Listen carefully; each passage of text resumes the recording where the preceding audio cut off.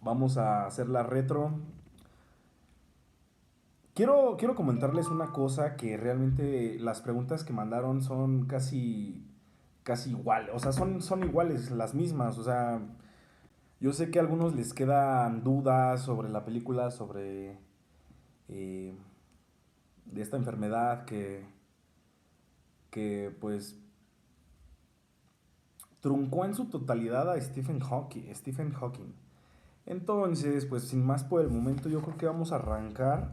De hecho, aquí las tengo anotadas las preguntas. De hecho, son similares, o sea, son similares. Entonces, no tiene caso que vayamos de pregunta en pregunta. Yo creo que lo voy a resumir para que podamos darle seguimiento y puedan ustedes entenderlo. Bueno, entonces yo les quiero comentar un poco de la película. Yo sé que esto no tiene nada que ver con la película, pero yo se los quiero comentar para que estén un poquito más informados. Yo les quiero hablar de Jean-Martin Charcot. Jean-Martin Charcot fue el primero en descubrir esta enfermedad llamada ELA.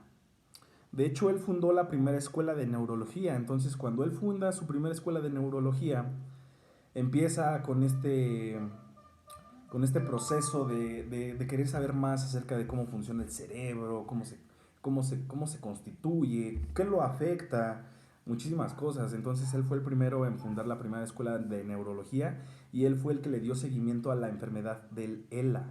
Ahora, ELA por sus siglas, ELA significa esclerosis lateral amiotrófica. Uh-huh. Eh, derivado del griego o traducido al griego, esclerosis significa degeneración dura.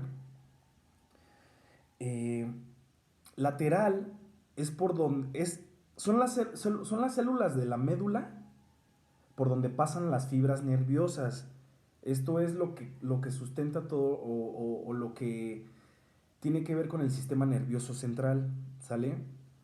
Amiotrófica significa no músculo, no nutrición. Amiotrófica quiere decir no músculo, no nutrición.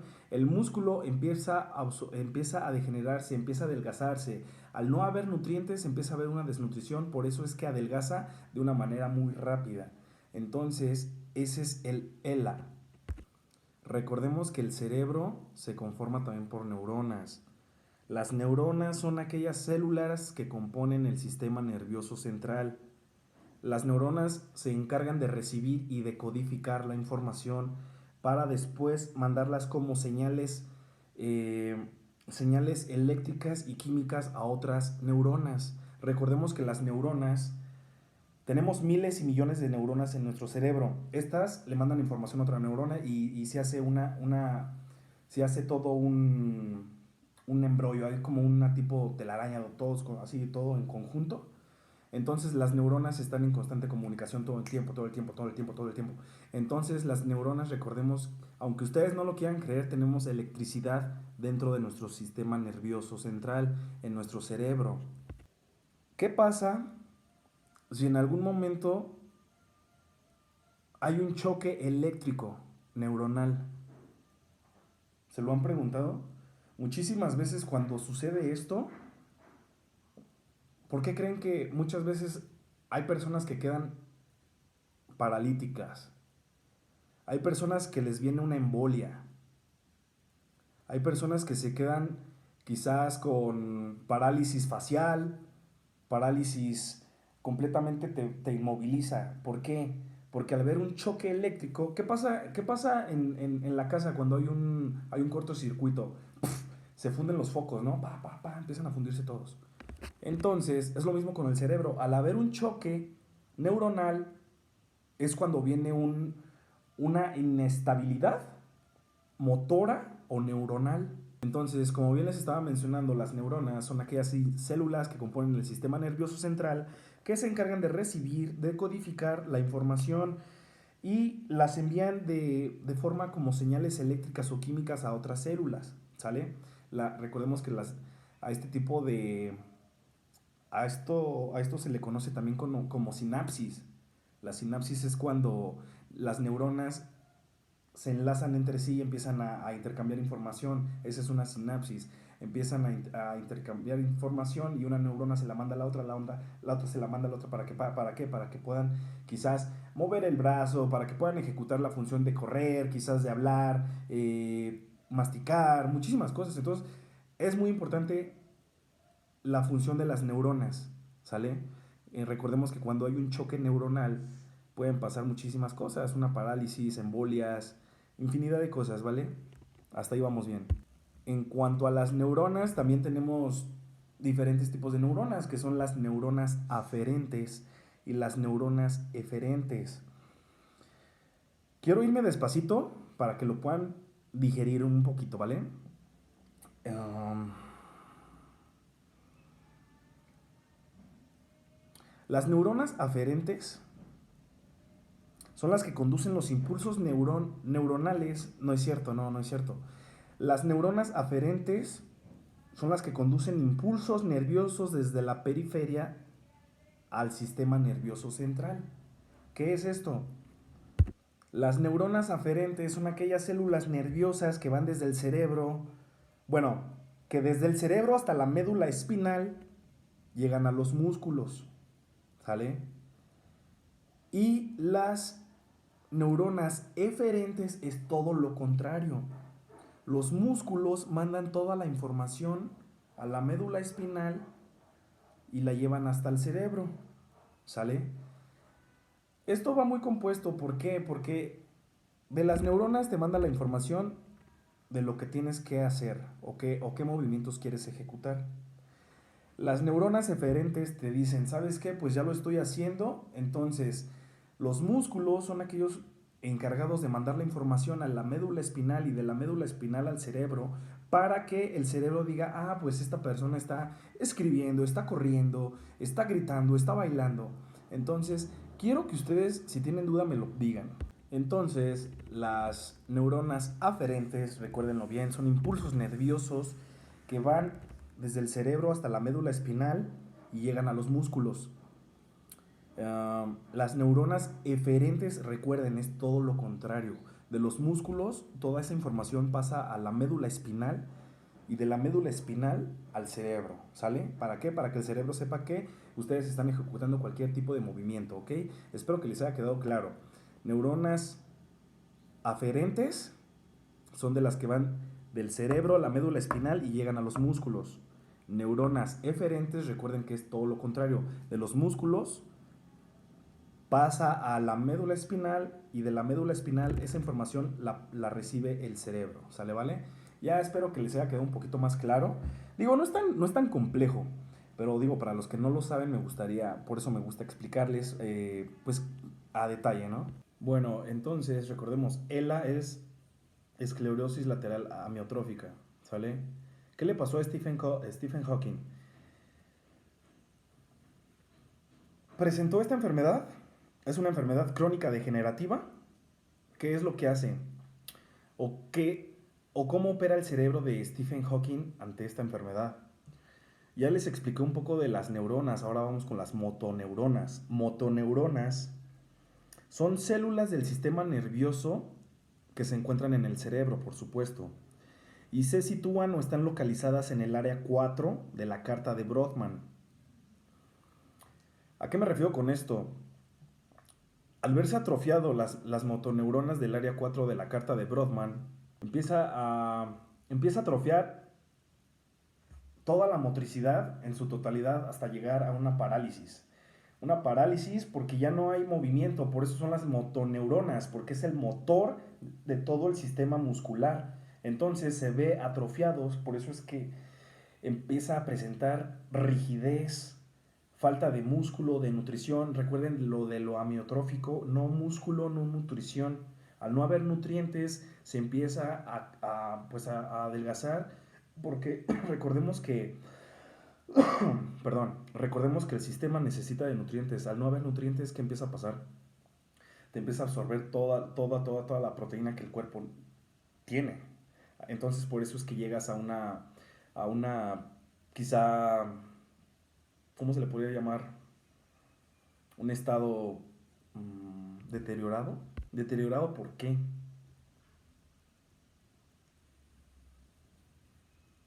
porque ya se empezó a adelgazar el músculo ya no tiene vitalidad, porque ya las motoneuronas ya no tienen la función que deben tener. Entonces, al no haber nutrientes, el cuerpo necesita proteínas, necesita vitaminas. Al no haber todo ese tipo de nutrientes, pues el cuerpo lo absorbe y te lo pasa a una factura. Ustedes lo vieron en la película. Stephen Hawking adelgazó muchísimo. Adelgazó muchísimo al tal grado de que ya parecía una calavera. De hecho, ya los pómulos se le marcaban, los dientes ya los tenía un poco más de fuera. eh, la contracción de todos los músculos. Porque bueno, yo se los quiero comentar a ustedes. Las motoneuronas, aparte de que inhiben el sistema muscular, atrofian el habla, la parte motriz, inclusive la parte del poder deglutar. Para aquellos que no sepan qué es deglutar o deglutir es agarrar un trozo de cualquier tipo de alimento, ponerlo en la boca y hacer el movimiento de pasarlo por la garganta. Eso también ya no lo pueden hacer. Ahora, recibí una pregunta. Me mandaron una pregunta muy... Pues... Nada fuera de lo normal. Me dijeron... Bueno, me preguntaron que había una duda en cuanto a los hijos que Stephen Hawking tuvo con Jane. Ok. Recordemos que hay una parte en la película donde a Jane se le empieza como a achacar de que ella tuvo el último hijo con Jonathan, el chavo de la iglesia. Entonces, recordemos, Stephen Hawking perdió la motricidad, pero no perdió el instinto sexual. Recordemos que el pene no es un músculo. Entonces, estudios han comprobado que el ELA, personas que padecen el ELA, pueden ser funcionales sexualmente. O sea, ya no pueden tener la misma capacidad para moverse en el acto sexual, pero sí el pene puede tener erecciones y eyaculaciones normales. Inclusive hasta para tener hijos, por supuesto, así como se ve en la película. Nosotros como varones, en la parte del pene, tenemos miles y millones de tejidos. El pene está constituido por tejidos, pero el hecho de que tengamos muchísimo tejido en el pene no significa que pueda llegar a ser un músculo, ¿eh? De verdad que no. Entonces estuve adentrándome un poco en este tema. Y sí, hay varios estudios en donde personas con ELA pueden disfrutar del sexo sin ninguna falla, pueden tener erecciones, pueden tener eyaculaciones, pueden procrear. Entonces, no es un músculo. Está compuesto por tejidos, por supuesto, pero no. El hecho de que tengamos muchísimos tejidos en el pene no significa que esté constituido por músculo, que tengamos músculo. No, no, no. Entonces, para aquella persona que me preguntó eso, espero que haya podido contestar a tu pregunta, ¿vale? Y bueno, yo creo que espero que me hayan podido comprender un poco. Yo sé que si surgen dudas, por favor, espero que me lo hagan saber. Siento que ocupé muchísimas terminologías, pero es que de otro modo no pude cómo explicárselos. Entonces, yo sé que este tipo de... Es una película porque al final de cuentas te deja mucho la reflexión, pero al final de cuentas también tiene su trasfondo de... Viéndolo psicológicamente, pues hay muchísimas cosas que hay que estudiar. Hay que estudiar la enfermedad, hay que estudiar la relación de pareja, la relación familiar, la relación personal. Hay que estudiar muchísimas cosas. No por el hecho de que sea psicología, ya te voy a dar un resumen, no, al contrario, es un debate muy amplio. Ahora también en el tema de Jane, también yo se los dije, voy a entrar en debate con muchos de ustedes. Eh, no voy a mencionar nombres, no me gusta espolear a nadie, pero sí recibí, si no mal recuerdo, recibí 3 mensajes en donde me dijeron, bueno, tú por ser hombre pues lo apruebas de que la infidelidad y que no sé qué y bla, bla, bla. Pero al final de cuentas, yo se los dije bien claro, yo no lo apruebo. Simplemente yo considero que Jane agotó todos sus recursos. agotó hasta el último recurso para estar con él hasta en las últimas consecuencias. Y yo se los dije, yo no lo apruebo, pero sin embargo una mujer necesita afecto, atenciones, ¿sale? Yo se los dejo, yo se los dejo a la reflexión a las personas que me hicieron esta crítica, porque al final de cuentas son críticas constructivas, por supuesto, no lo tomo nada personal, porque realmente es que no. Yo se los dejo a la reflexión en el hecho de que se pongan en la postura de Jane.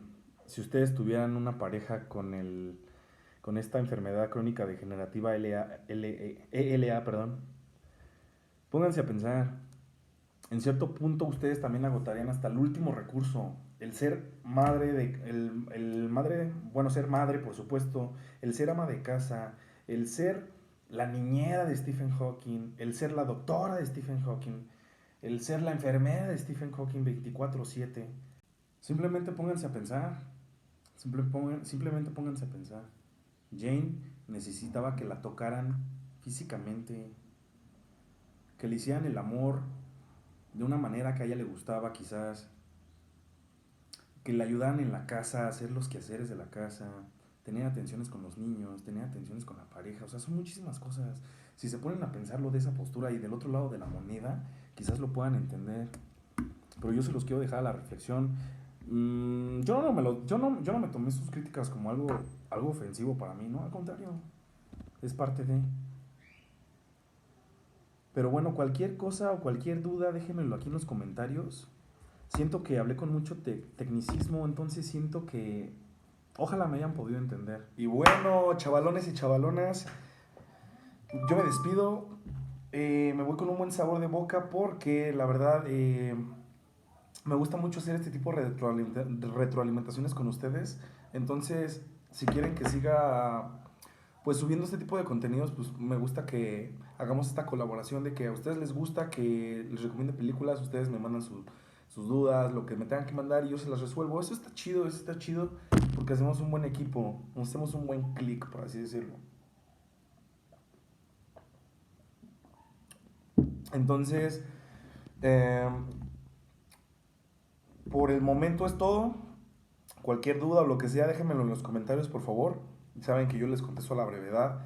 Entonces nos estamos viendo, nos estamos comunicando y con el mismo gusto de siempre. Un gusto saludarlos, cuídense mucho y que Dios me los bendiga.